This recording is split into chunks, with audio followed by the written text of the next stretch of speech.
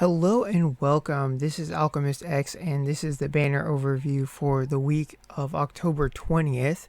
So it's the Halloween week, and with that, we have a job plus for Cordelia and Tethys, as well as Halloween skin mementos to go with them.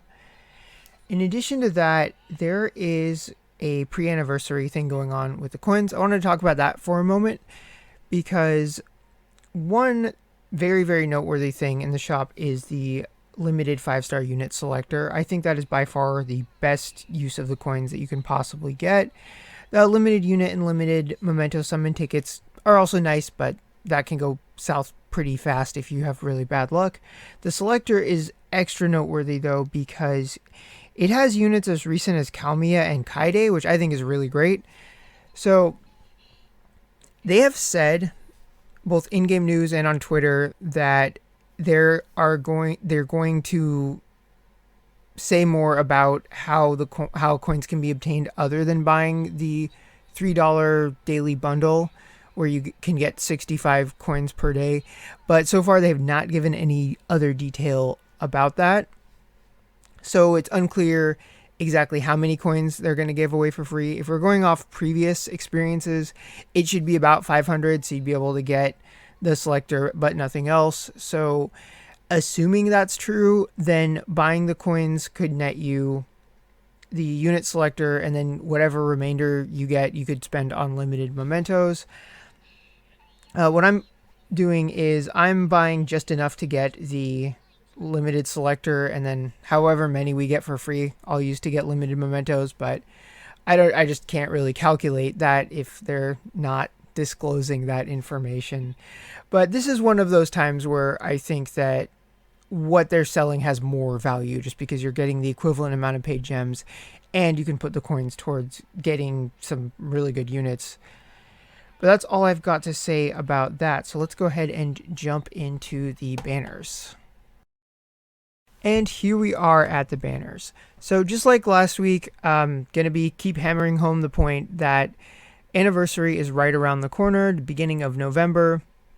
I'm not sure if they'll start it in earnest the first week or they'll build up to it in the first week and then have it full on in the second week. But either way, it's right around the corner. And unless there's a couple of specific situations, I think most people are better off saving their gems. Those situations being if you really like Tethys and Cordelia and you want to get their Halloween mementos, or if you have been waiting for the unit Mattia, who should be coming out next week as part of the Genesis event, which is the only thing that we haven't got to from the October monthly updates. She's a Dark Slash unit with kind of cool looking design. Sort of Axe Berserker-esque.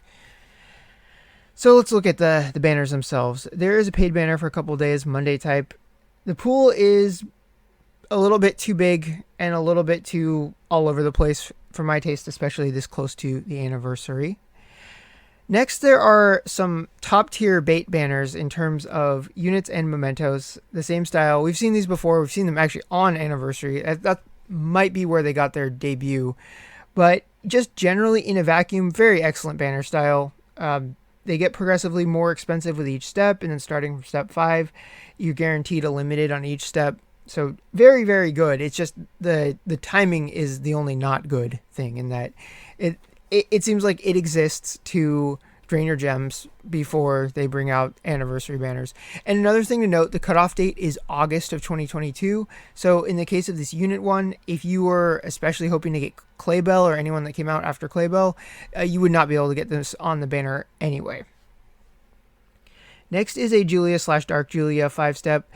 Because there's no 25 selector anywhere here, unless you cared about both of them equally, I don't think this is worth doing. You can get both of their shards in the shops. I know that wasn't the case originally with Dark Julia, but eventually Gumi came to their senses and fixed that. So I just think this one is more expensive than it needs to be.